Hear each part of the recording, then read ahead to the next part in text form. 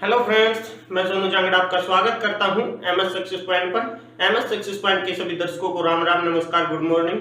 तो दोस्तों, आज हमारी 8वीं क्लास है जो मैथ की क्लास से चल रही है बेसिक, और 7वीं क्लास में हमने 10-12 परिभाषाएं सीखी थी।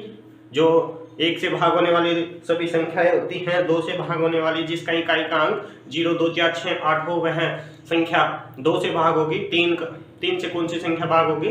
जिनके सभी अंकों का जोड़ अर्थात योग जो 3 से भाग होगा तो वह पूरी संख्या भी किससे भाग होगी? 3 से भाग होगी। 4 से हमने भाग होने वाली सीखा था कि हमने क्या देखना था, लास्ट के अंतिम 2 अंक देखने थे, या तो वो 0 होने चाहिए और या 2 अंक 4 से भाग होने चाहिए, तो वो संख्या क्या होगी? 4 से भाग होगी पूरी संख्या। तो ऐसे ही हमने 5 से सीखा था, जिसका इकाई अंक 0 या 5 हो वह 5 से भाग होगी। तो ऐसे अगर आपने इन परिभाषाओं को सीखना है तो आप पिछली क्लास को देखिए और हम वीडियो शुरू करते हैं। आज मैंने 5वीं क्लास में बोला था शायद, आरोही और अवरोही क्रम करने के लिए कि हम 6ठी क्लास में आरोही अवरोही क्रम करेंगे, लेकिन वो भूल चुके थे हम। अब हम आज आरोही अवरोही करके फिर लघुत्तम समापवर्त्य शुरू करेंगे, और महत्तम समापवर्तक शायद कल होगा। आज हम लघुत्तम समापवर्त्य करेंगे, एलसीएम। और तो आइए शुरू करते हैं। और उससे पहले अगर आपने हमारी वीडियो शेयर नहीं किया है तो प्लीज आप शेयर कर दीजिए, और चैनल सब्सक्राइब नहीं किया तो चैनल को सब्सक्राइब भी कर लीजिए, ठीक है। अगर वीडियो पसंद आती है तो लाइक करें और कमेंट में बताएं आपको वीडियो कैसी लगी। तो आपका जो फर्ज बनता है ना, पढ़ाना मेरा फर्ज है, लेकिन आपका तो सिर्फ एक फर्ज है, आपको क्लास से बिल्कुल 10वीं तक की हिंदी मीडियम की बिल्कुल फ्री मिल रही है, और आपका सिर्फ कोई काम नहीं है, सिर्फ एक ही काम है कि आप वीडियो को शेयर कर दें। जो सी भी वीडियो आए चैनल पर उसी को शेयर कर दें अपने दोस्तों के पास, अपने नजदीकियों के पास, या आपके रिश्तेदार में कोई आपका भाई कोई पढ़ रहा है, बहन पढ़ रही है, तो उसके पास भेजते रहिए अगर वो हिंदी मीडियम से। उसके बाद अगर हिंदी मीडियम का सिलेबस कंप्लीट होने के बाद हम इंग्लिश मीडियम शुरू करेंगे, ठीक है। तो आपका तो सिर्फ एक काम करना है कि आपको वीडियो शेयर करनी है, चैनल को सब्सक्राइब कर दो। चैनल सब्सक्राइब एक बार होगा शुरू में, आपको जब तक आपने नहीं किया होगा सब्सक्राइब, वो रेड कलर का दिखाई देगा, और उसके बाद होने के बाद वो ब्लैक और व्हाइट हो जाएगा। और सब्सक्राइब जो रेड पे हम क्लिक करेंगे उसके बाद एक घंटी आएगी, घंटी पे क्लिक करने के बाद आपने ऑल पर क्लिक करना है, ALL पर, क्योंकि सभी ऑल का मतलब है सभी नोटिफिकेशन आप तक पहुंच सके, ठीक है ना। उसके बाद आपने अगर वीडियो पसंद आती है तो कमेंट भी करें, ताकि मेरा हौसला बढ़े और आपके सामने अच्छी वीडियो लेकर आऊं, ठीक है। तो आइए वीडियो क्लास को शुरू करते हैं। तो हमारा बचा हुआ सिलेबस था जो हम भूल चुके थे, उसमें आता है आरोही और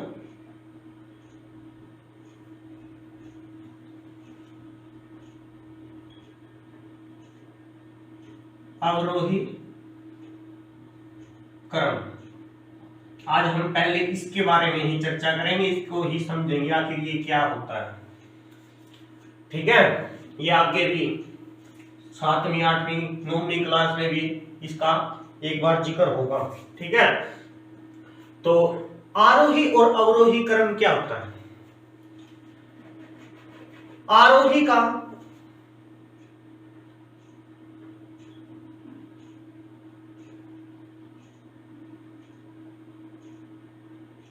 आरोही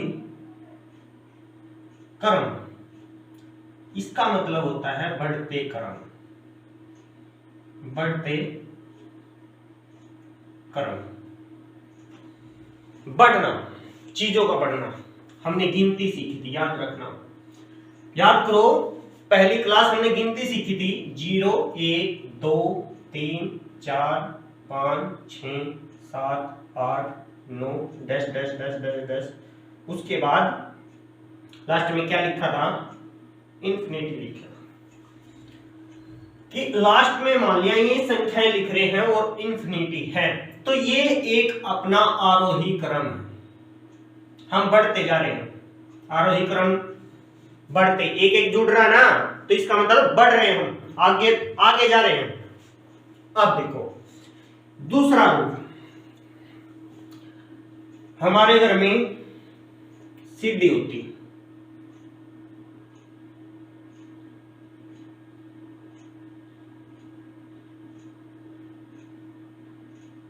है ना, सभी के घर में होगी लगभग।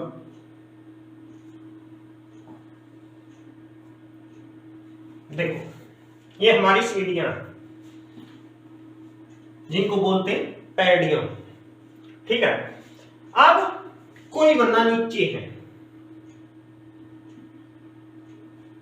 कोई बंदा नीचे है और ये स्थान ये कितना है, ये 0 है, समतल बोलते हैं इसको क्योंकि ये हमारा फर्श है और ये छत का फर्श है,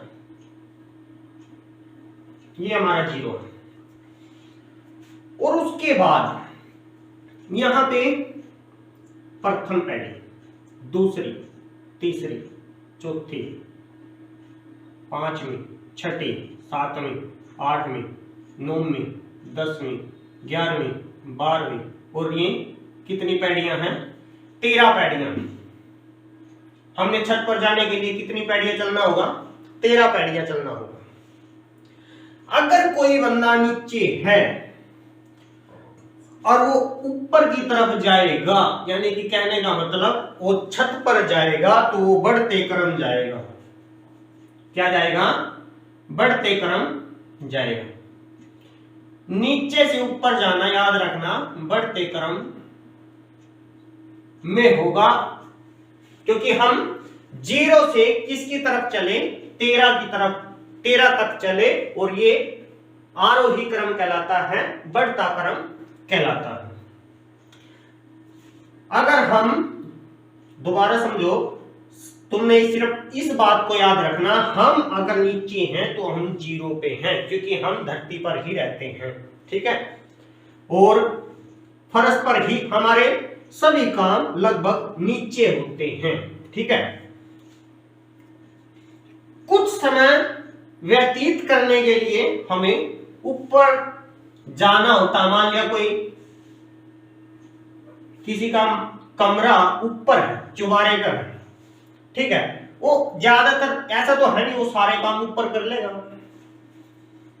वो चुबारा कहां से खड़ा किया उसने, पृथ्वी से ही तो खड़ा किया ना, धरती पर तो शुरू करी, उसकी नींव धरती पर भरी है ना।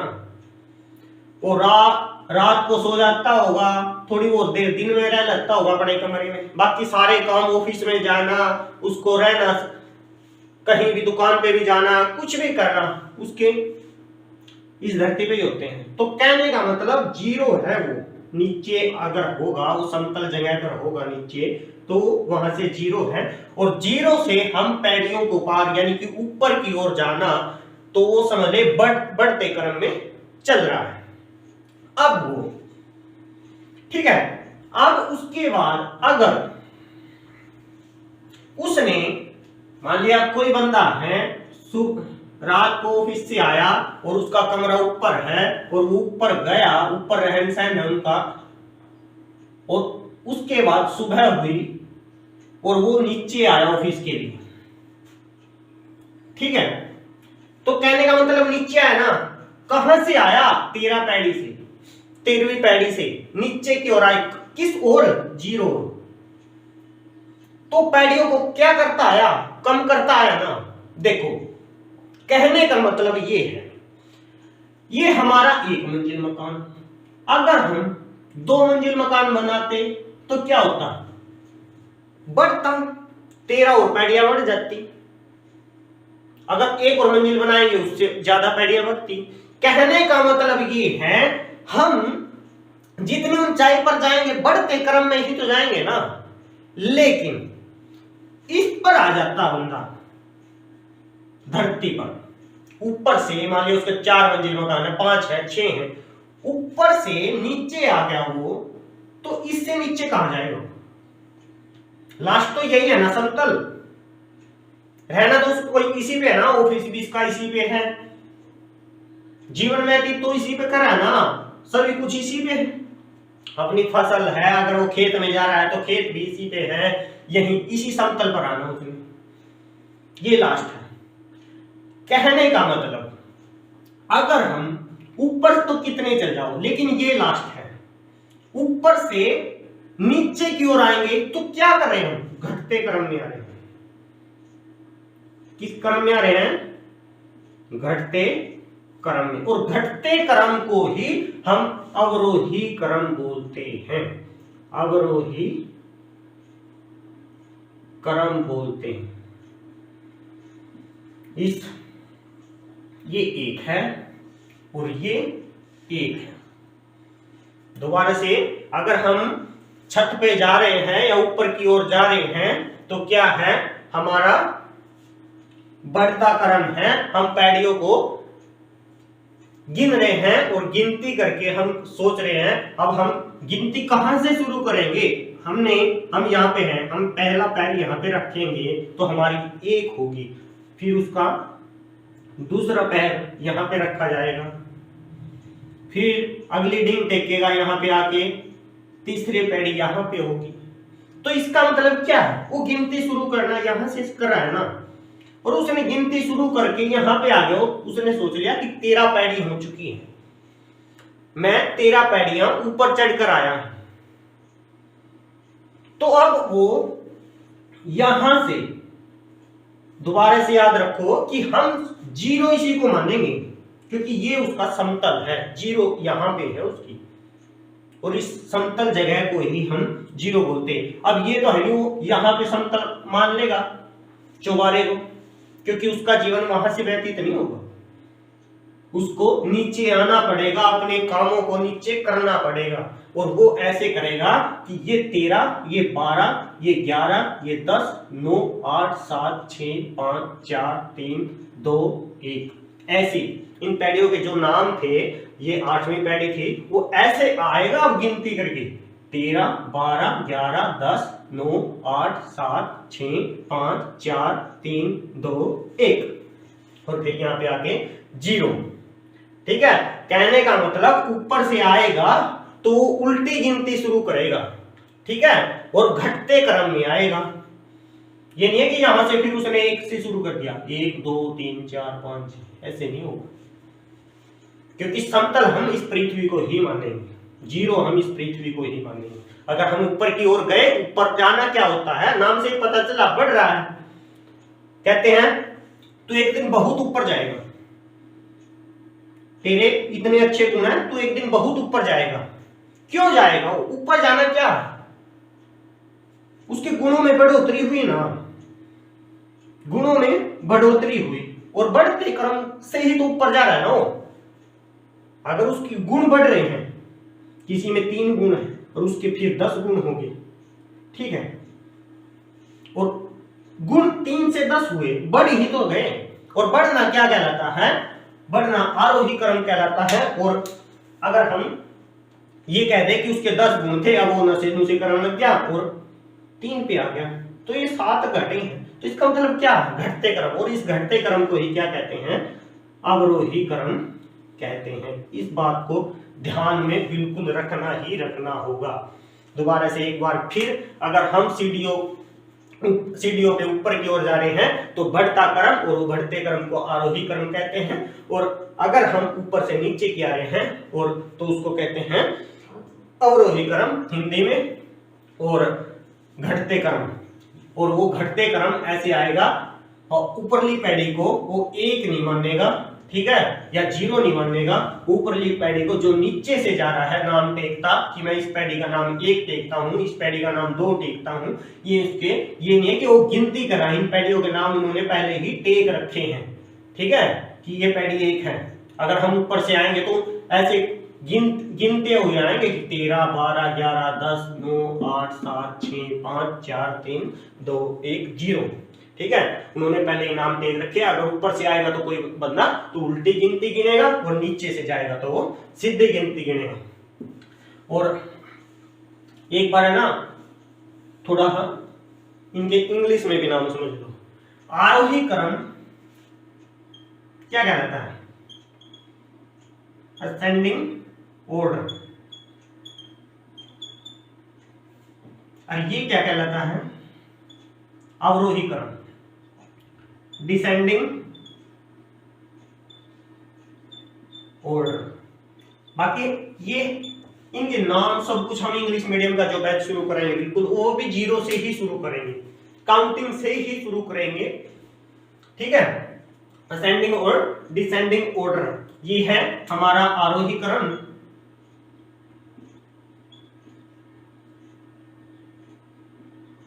और ये हमारा अवरोही क्रम। दूसरी बात, इन बातों का पता लग गया इंग्लिश का भी आपको। अब हम दोबारा एक बात फिर सुनते हैं, कभी भी आरोही क्रम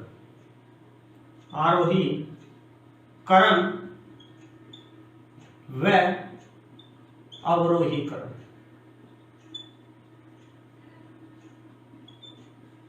इनमें ये जरूरी नहीं है कि वो कर्मानुसार होंगे।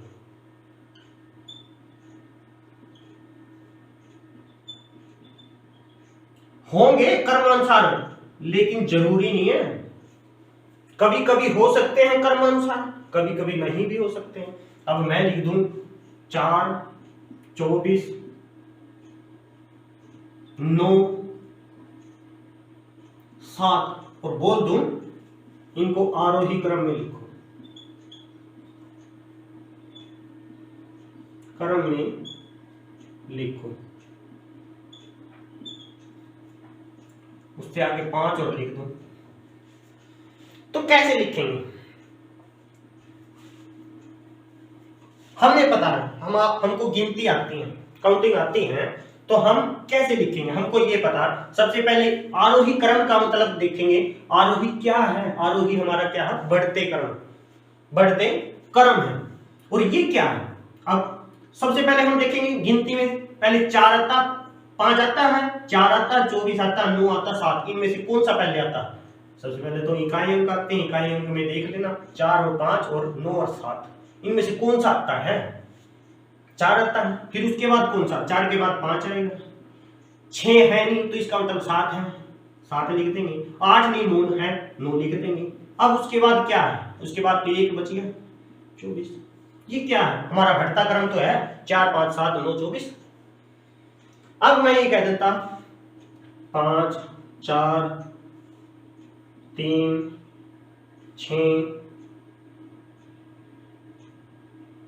8, 7, इसको लिखो। तो आप कैसे लिखते हैं? सबसे पहले आरोही क्रम ही लिखना है इसका, पहले आरोही क्रम सीखेंगे। आरोही क्रम का एग्जांपल करेंगे। पहले हम लिखेंगे 3, फिर लिखेंगे 4, फिर लिखेंगे 5, फिर लिखेंगे 6, फिर लिखेंगे 7, फिर लिखेंगे 8। ये हमारा क्या है? आरोही क्रम, बढ़ता क्रम। बढ़ता ही तो है, 3 से हम 1 जोड़ा 4 बना, 4 में 1 जोड़ा फिर 5 बना, 5 में हमने 1 जोड़ा 6 बना, 6 में हमने 1 जोड़ा 7 बना, 7 में 1 जोड़ा 8 बना। तो ये क्या है? बढ़ता ही तो क्रम है। 3 से हम 8 तक गए, बढ़ते ही तो क्रम में गए। लेकिन अगर हम ये बढ़ता क्रम हो गया, अब हम इसका ही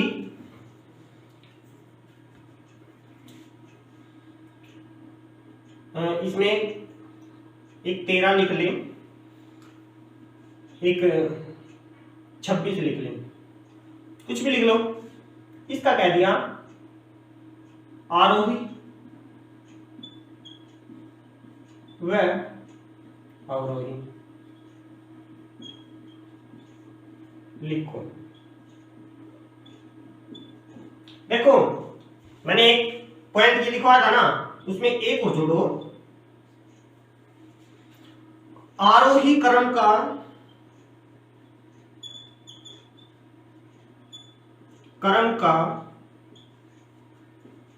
उल्टा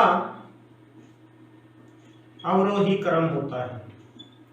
अवरोही क्रम होता है। अगला पॉइंट है अवरोही क्रम का उल्टा, अवरोही क्रम का उल्टा आरोही क्रम होता है। क्रम होता है। ठीक है, कहने का मतलब ये है अगर हम आरोही लिखते हैं और उसके बाद हमने अवरोही लिखना है तो पीछे से लिखते आ जाओ, पहले पीछे जो कुछ आएगा उसके बाद हम पिछले वाला आगे से लिखते चल जाएंगे, फिर उससे पिछले से अगला जो है फिर उसके आगे, ऐसे उल्टा करके लिखते चल जाएंगे। कैसे हैं ये पॉइंट अब देखते हैं। अब पहले हम आरोही लिखते हैं, आरोही लिखते हैं।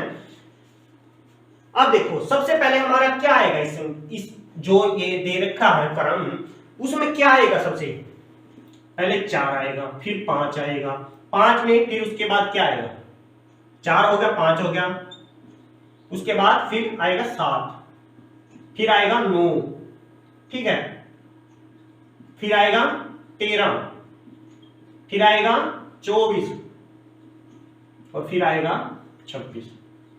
ये हमारा क्या हो गया, आरोही क्रम। और अब हमने अवरोही क्रम लिखना है, अवरोही क्रम लिखना है। अगर देखो अगर हमने अकेला लिखना है तो फिर तो हमने क्या देखना, सीधा इसमें देखना कि सबसे बड़ी, अब तो हमने क्या देखा, सबसे छोटा क्या है 4, फिर उससे बड़ा क्या है 5, उससे बड़ा क्या है 7, उससे बड़ा क्या है 9, उससे बड़ा क्या है 13, उससे बड़ा क्या है 24, उससे बड़ा क्या है 26, ऐसे किया। लेकिन अगर हमने अवरोही, अकेला अवरोही क्रम लिखना है, अकेला अवरोही क्रम लिखना है तो हम कैसे लिखेंगे, पहले हम बड़े को देखेंगे, सबसे पहले बड़े को, क्योंकि अब हम घटते क्रम को लिख रहे हैं। सबसे पहले बड़ा देखेंगे, बड़ा क्या है 26, फिर उसके बाद क्या है 24 है, उसके बाद क्या है 13 है, उसके बाद क्या है 9 है, उसके बाद क्या है 7 है, उसके बाद 5 है, उसके बाद 4 है। ये क्या है, अवरोही क्रम, बढ़ते से बड़े हुए क्रम से घटते की ओर आना है, जो बड़ा मान है बड़े से छोटे की ओर आना है, तो ये क्या कहलाता है, अवरोही।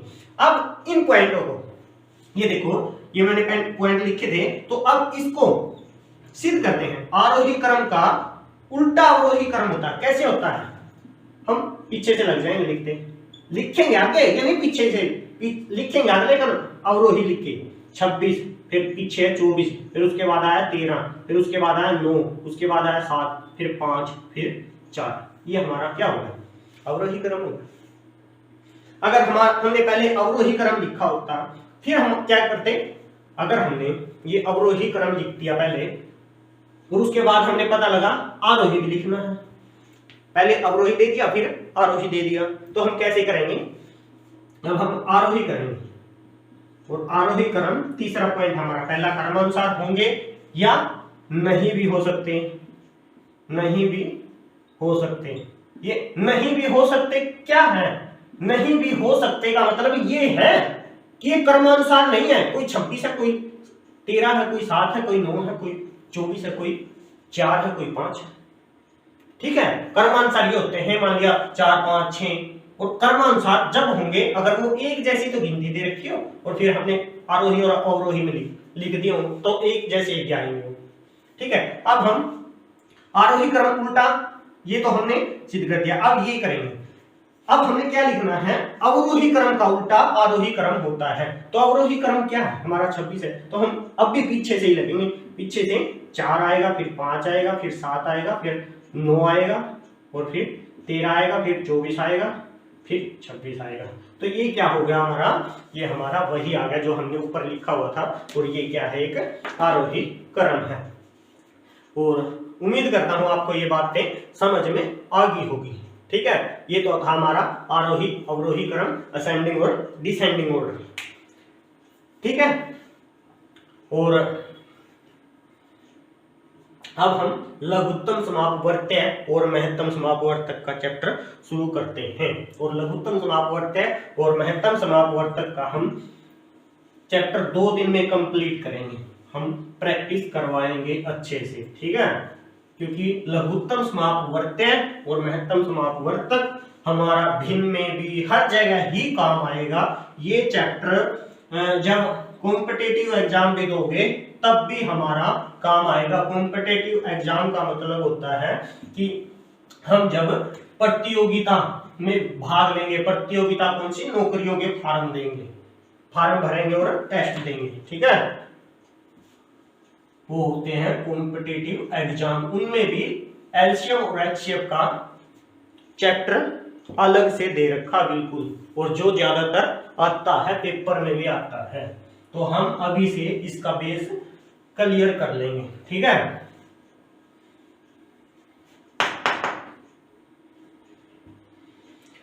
तो अब हम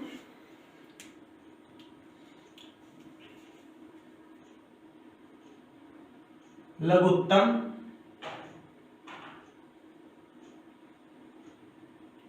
समापवर्त्य,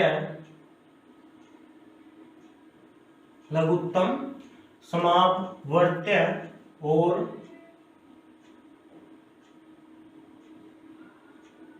महत्तम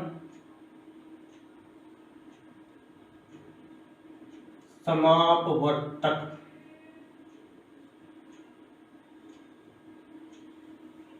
ये चैप्टर करेंगे। इसको हिंदी में बोलते हैं, किसको बोलते हैं, इसकी शॉर्ट फॉर्म में बोलते हैं, लघुत्तम को बोलते हैं LCM और महत्तम को बोलते हैं HCF, इसको भी कैपिटल में। इसकी फुल फॉर्म होती है लोवेस्ट कॉमन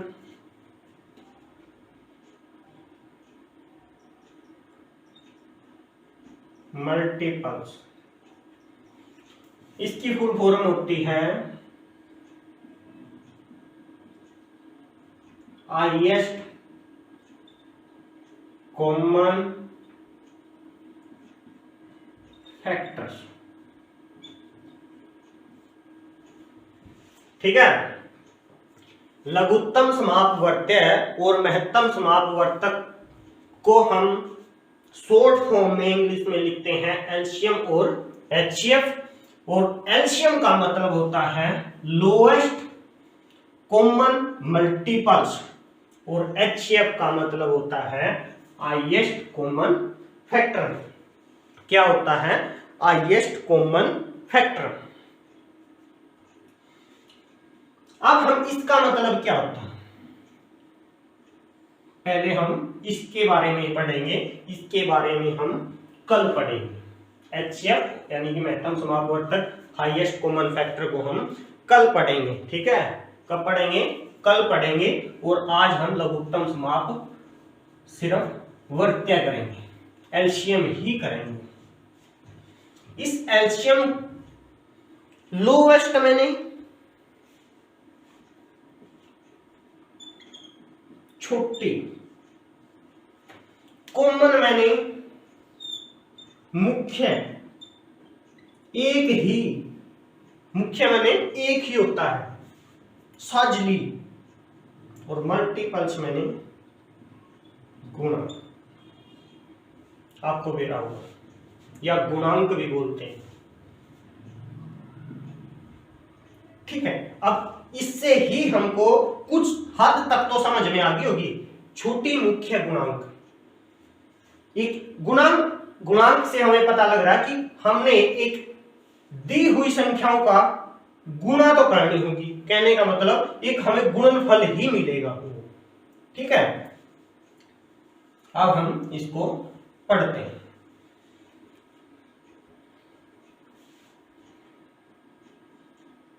लघुत्तम समापवर्त्य बोलते हैं LCM,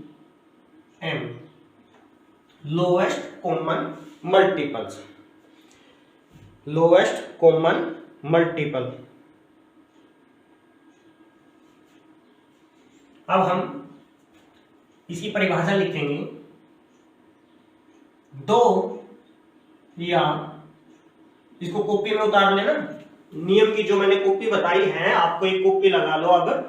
और वो हमारी आज 8वीं क्लास है ना, तो 6ठी क्लास से लगभग, असल में तो अगर आपका मन करे, आपको कुछ उसमें जो पहली 5 क्लास हैं, 4 क्लास हैं, चौथी 5वीं क्लास से आप कॉपी लगा लीजिए। अगर आपका मन करे पहली क्लास से भी लगा सकते हैं, ठीक है, अगर आपको वहां से भी कुछ सीखने को मिल रहा है।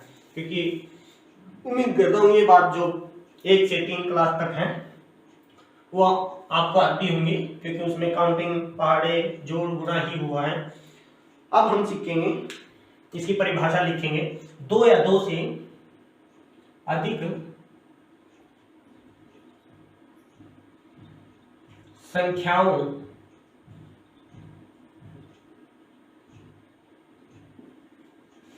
का, मैं अब देखो यहां पे जहां पे लघुत्तम समापवर्त्य लिखना होगा ना, मैं एलसीएम लिखूंगा, ठीक है।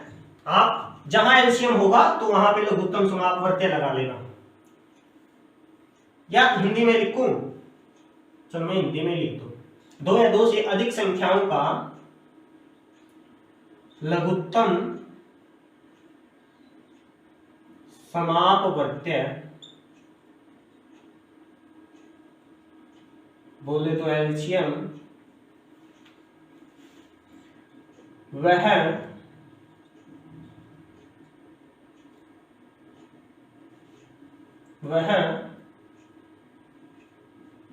छोटे छोटी से छोटी संख्या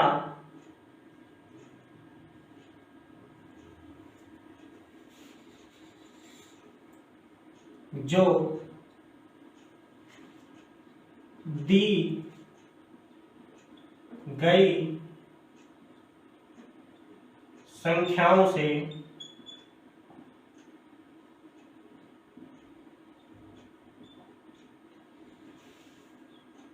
भाग, देख मैंने कल भी बताया था भाग होना क्या कहलाता है। भाग होना का मतलब तभी होगा जब अगर हम भाग कर रहे हैं और उसका शेषफल 0 आए तो उसी को ही संपूर्ण भाग माना जाता है। भाग या विभाजन लगा लो, संख्याओं से भाग हो सके, ये क्या है, लघुत्तम समापवर्त्य की परिभाषा है। हो सके उसे दी गई संख्या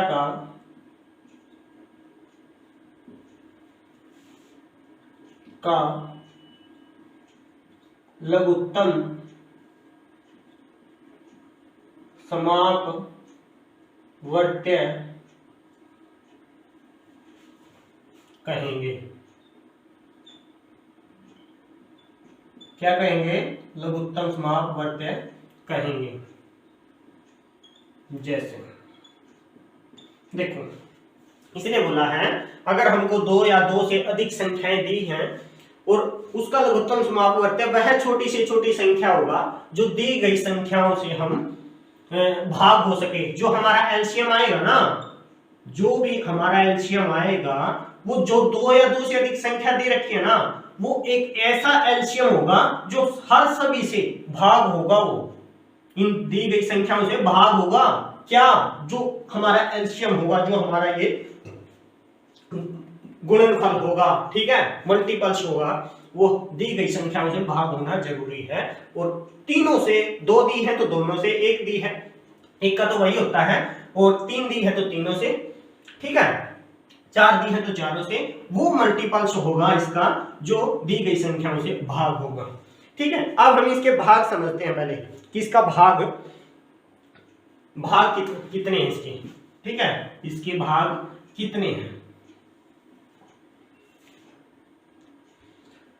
इसके भाग है 3। एलसीएम के लघुत्तम समापवर्त्य,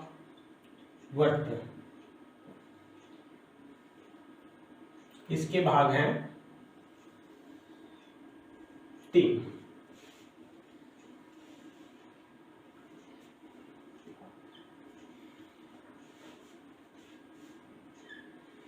पहले भाग को हम बोलेंगे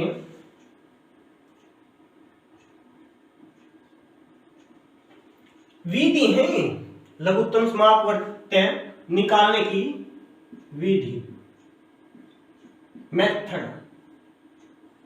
ठीक है, गुणन खंड,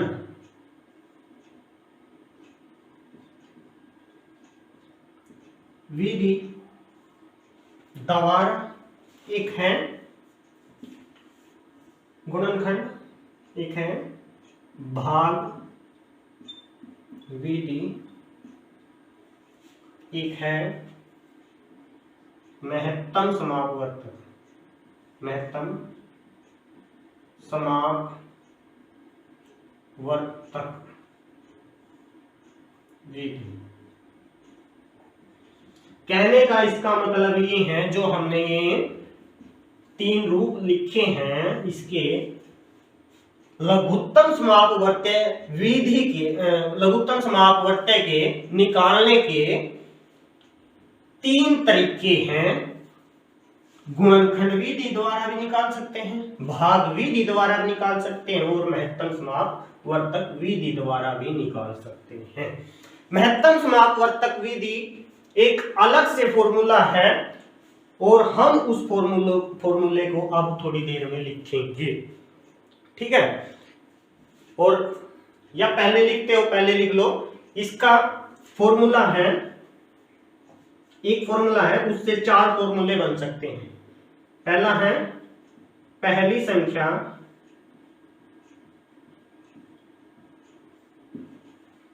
गुणा में दूसरी संख्या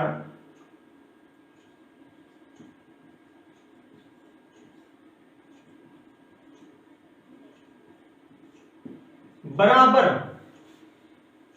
लघुत्तम समापवर्त्य गुणा में, जैसे यहां पे गुणा करी ना इसकी पहली संख्या गुणा दूसरी संख्या, वैसे ही यहां पे भी गुणा में अब आएगा महत्तम समापवर्तक, ये इसी लाइन में आएगा। यहाँ पे तो कम बोर्ड कम पड़ गया था, इसलिए लिखना पड़ा, ठीक है। तो ये फॉर्मूला बहुत ही इंपॉर्टेंट है एलसीएम और एचसीएफ वाले चैप्टर में, और ये फॉर्मूला आपने कभी भी भूलना नहीं है, जिंदगी में भी नहीं भूलना, ठीक है। ये बहुत ही इंपॉर्टेंट फॉर्मूला है। और अब हम सबसे पहले गुणनखंड विधि द्वारा हम क्या करेंगे, लघुत्तम समापवर्त्य सीखेंगे। क्या सीखेंगे? लघुत्तम समापवर्त्य सीखेंगे। किसके द्वारा? लिख लिया होगा ना, मैं दूर भी हो गया था। अगर आपने नहीं लिखा हो तो वीडियो रोक लेना, जब मैं कंप्लीट करके इधर आ रहा होता हूं, वीडियो रोक के और आराम से लिख लेना, ठीक है। तो अब हम क्या सीखेंगे, लघुत्तम समापवर्तक पहले निकालेंगे गुणनखंड विधि द्वारा, ठीक है। ये परिभाषा साफ कर दूं। अगर देखो 2 या 2 से अधिक संख्या दे रखी है, और वो संख्या है क्वेश्चन नंबर फर्स्ट 16, क्वेश्चन है अगला 24, 36, 54। अगले ने बोल दिया 16, 24, 36, 54 यही है। इन सभी संख्याओं का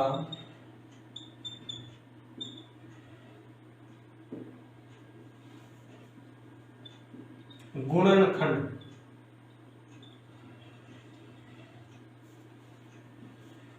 विधि से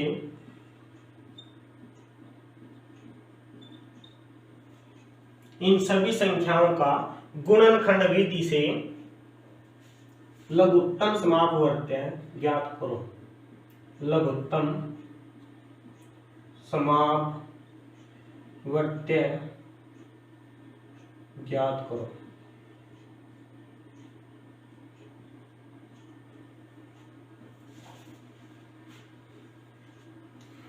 तो हम गुणनखंड विधि से कैसे करते हैं? गुणनखंड विधि वो अभाज्य संख्याएं होती हैं, वो अभाज्य संख्याएं होती हैं जो दी गई संख्याओं से हम भाग करके निकालते हैं। जैसे, या इसके वो गुणनखंड वो दी गई संख्या के वो टुकड़े, वो छोटे से छोटे अभाज्य टुकड़े होते हैं जो दी गई संख्या से और गुणनखंड, जो हमारे गुणनखंड आएंगे, टुकड़े आएंगे अभाज्य संख्या के, उनसे हम इस दी गई संख्या को भाग कर सकें। ठीक है, गुणनखंड वो होते हैं। अब जैसे हमारा 16 है, हम सबसे पहली संख्या लिखेंगे 16। 16 के अभाज्य गुणनखंड करेंगे। मैंने बोला था अभाज्य संख्या क्या होती है? जो केवल अपने आप पर और एक पर ही भाग हो। ठीक है, तो अब देखो सबसे छोटी अभाज्य संख्या क्या होती है? 2 होती है। तो हम ये 2 पे कटता है ना, 2 से भी भाग होती है। तो अब हम देखो इसके अभाज्य गुणनखंड करेंगे, इसको फैलाएंगे। 2 दूनी 4, अगर हम एक और लिख दें 4 दूनी 8, अब हम लिखेंगे 8 दूनी 16। देखो ये कैसे बने? अगर हमने 2 लिखा, क्योंकि हमने ये पता है इसका इकाई अंक कितना है, इसका इकाई अंक 6 है, और दी गई संख्या अगर इकाई अंक 6 है तो 2 से हम देखेंगे 2 से कौन सी संख्या होगी? सबसे छोटी संख्या। देखो मैंने बोला था 1 से तो सभी संख्याएं भाग होती हैं। ठीक है, हमने 1 तो लगाना ही नहीं है अभाज्य गुणनखंडों में, हमने लगाना क्या है? 2 से स्टार्ट करना है। ठीक है, सबसे पहले हम 2 देखेंगे, फिर हम 3 देखेंगे, फिर हम 4 देखेंगे, फिर हम 5 देखेंगे, फिर हम 6 देखेंगे।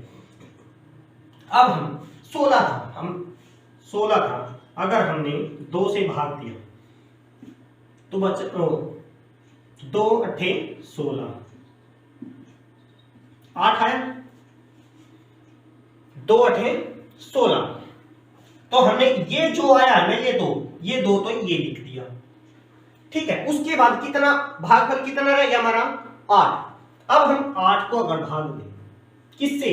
ये भी हमने पता है कि ये 2 से भी कटता, 2 के पाड़े में आता है। 2 चौके 8, 0। अब कितना बच गया?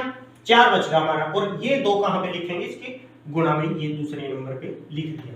दूसरी बार में 2 पर हमारा कट गया भागफल, जो हमारे यहाँ पे भागफल आया था वो हमारा 2 पर कट चुका है। ठीक है, यानी कि कटने का मतलब ये होता है कि पूरा पूरा भाग हो चुका है। अब हमारा बचे 4। 2 दूनी 4, ये भी कट गया, ये भी 0 आ गया। देखो ये नहीं लिखना, ये लिखो पहले कि ये भी लिख दिया हमने। और मैंने बोला कि 2 सबसे पहले यानी कि सबसे छोटी अभाज्य संख्या होती है। अगर हम इसको भी लिखेंगे 2, ये भागफल आया ना, जैसे हमने 4 अंदर लिखा था भागफल इसका, अगर हम इस पे लिखते 2 एकम 2, ये भी कट गया। तो ये क्या आया? ये हमारा चौथे नंबर का 2 है। ये हमारे देखो ये 4 जो 2 के हैं वो हमारे ऐसे आए हैं। ठीक है, अब पता लग गया ये अभाज्य गुणनखंड किनको बोलते हैं?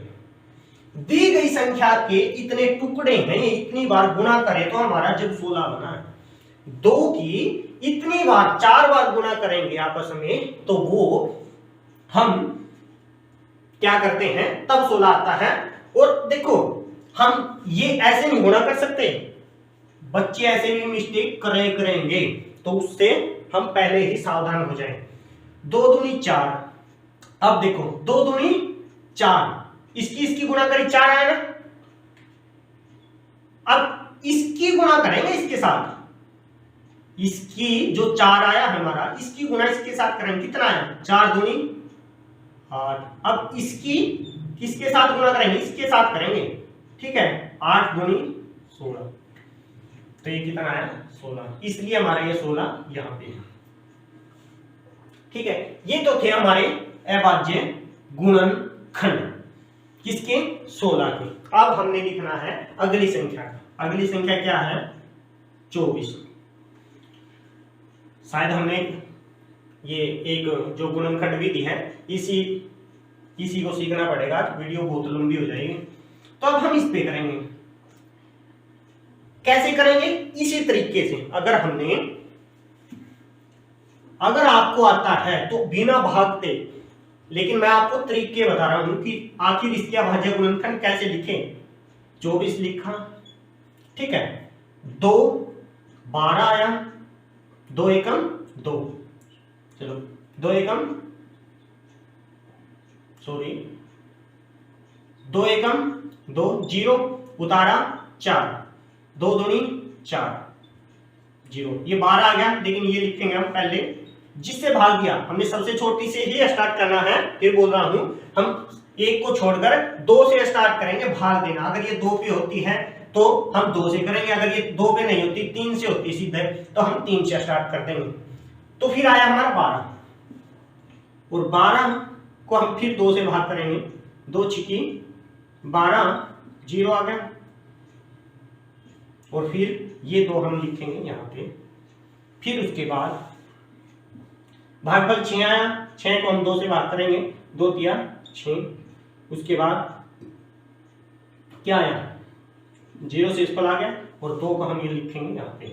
उसके बाद 3 बच गया। 3 एक छोटा सा टुकड़ा है, अगर आपको समझ में नहीं आया, क्योंकि 3 अब 3 पे ही चलेगा, 3 से ही भाग होगा, अन्यथा किसी पर भाग नहीं होगा। तो अब हम क्या करेंगे,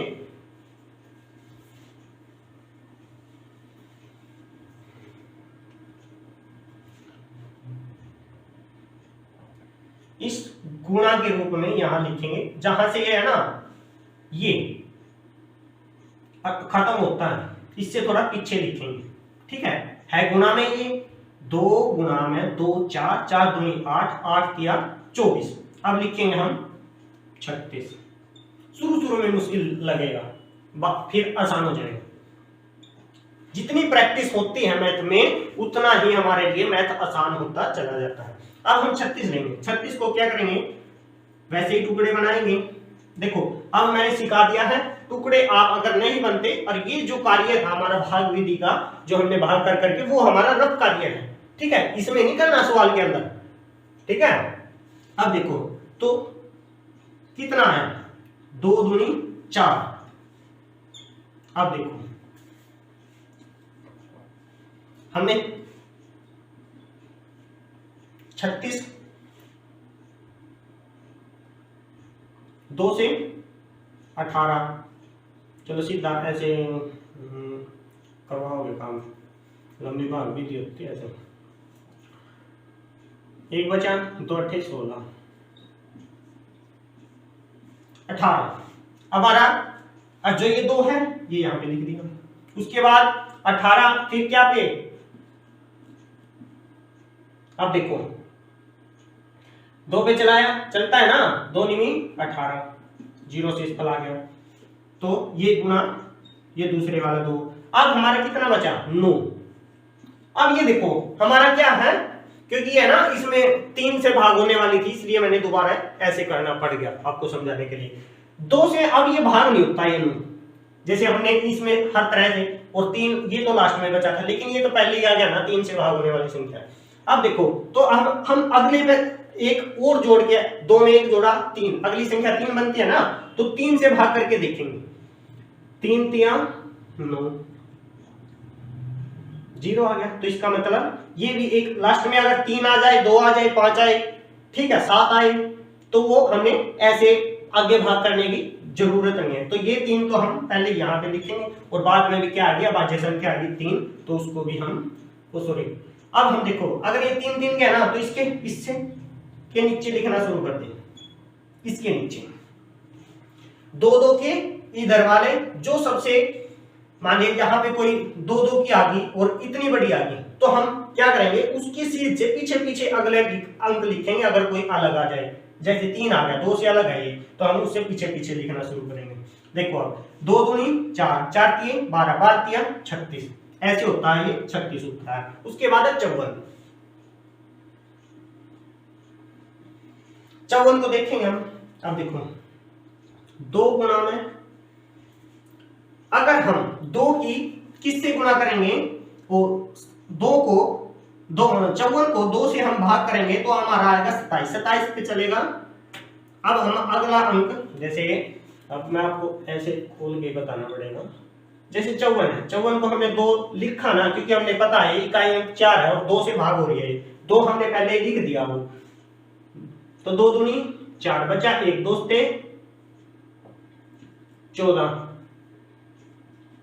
0, ये 27 आया।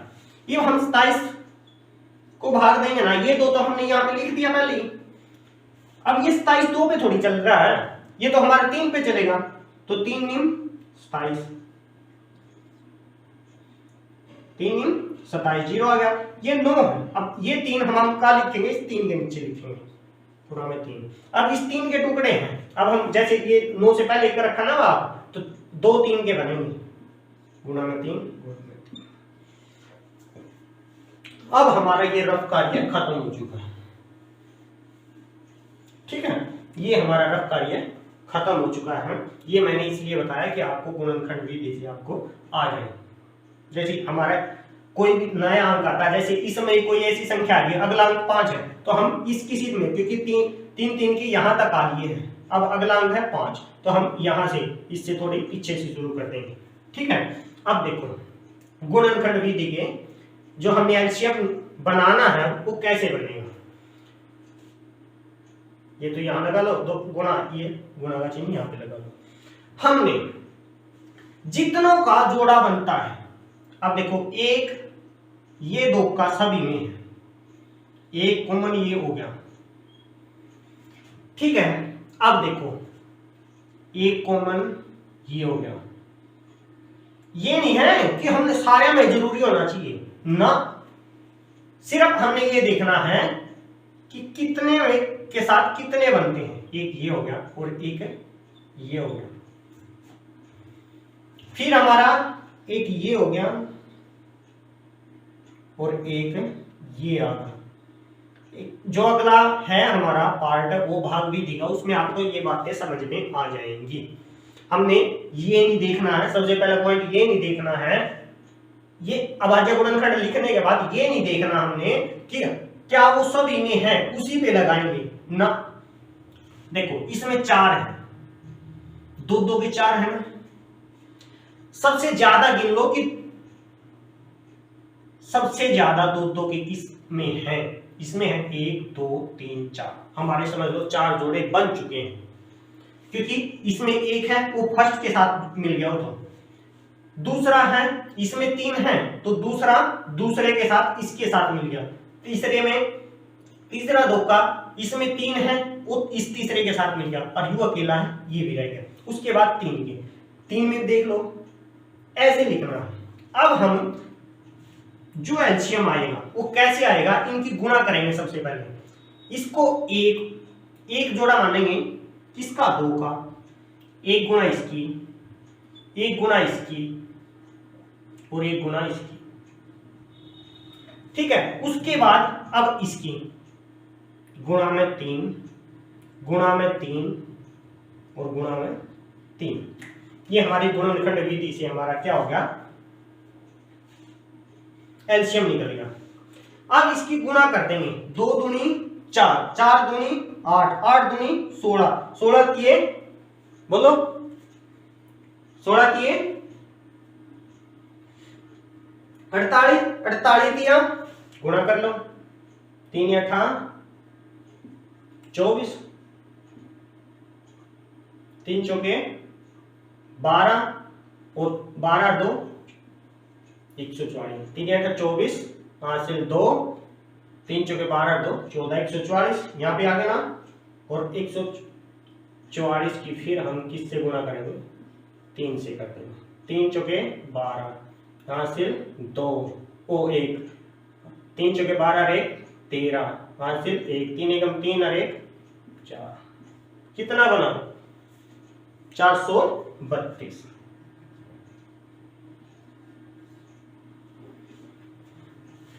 ये हमारा एलसीएम आ गया 4 संख्याओं का, क्या आ गया एलसीएम, 16 24 36 और 54 का एलसीएम। ऐसे हम दी गई संख्याओं के गुणनखंड विधि से, वैसे है ना जो स्पेशल ही कह रखा हो ना कि गुणनखंड विधि से हल करो तब कर दियो, वैसे अगला जो भाग विधि से करेंगे हम उसमें बहुत ही आसान होगा आपके लिए, ठीक है। और इन चीजों का भी गुणनखंड विधि का भी आपको पता लग जाएगा कि ये कैसे आए, ठीक है, कैसे बने। और इसी को देखो इन लास्ट में जो गुणनखंड बने हैं ना, गुणनखंड बने हैं जो इनमें से गुणनखंड बने हैं, जो गुणनखंड के जोड़े बने हैं, इनकी क्या करें हमने, गुणा करी ना, और गुणा ही तो मैंने बोला था, जो m का मतलब है मल्टीपल्स यही तो है कि लास्ट में जो अभाज्य गुणनखंड बने उनकी गुणा की हमने 432 आया और यही हमारा क्या है, एलसीएम आया है। ठीक है, आज के लिए इतना ही। और वीडियो को आपसे अनुरोध है शेयर करते रहिए, और जिसने भी हमारा चैनल सब्सक्राइब नहीं किया है आप प्लीज सब्सक्राइब कर लें। प्रैक्टिस करवाएंगे बिल्कुल एलसीएम की और एचसीएफ की भी। आज हम वीडियो ज़्यादा लंबी हो जाएगी और आज हम इतना ही। कल हम भाग विधि और महत्तम समापवर्तक विधि भी करेंगे। ठीक है, अगर हमारा चैनल किसी ने सब्सक्राइब नहीं किया है वो प्लीज़ सब्सक्राइब कर लें और वीडियो को ज़्यादा से ज़्यादा शेयर करते रहिए। आज के लिए बस इतना ही। धन्यवाद, आपका दिन शुभ हो। जय गौ माता की जय हिंद।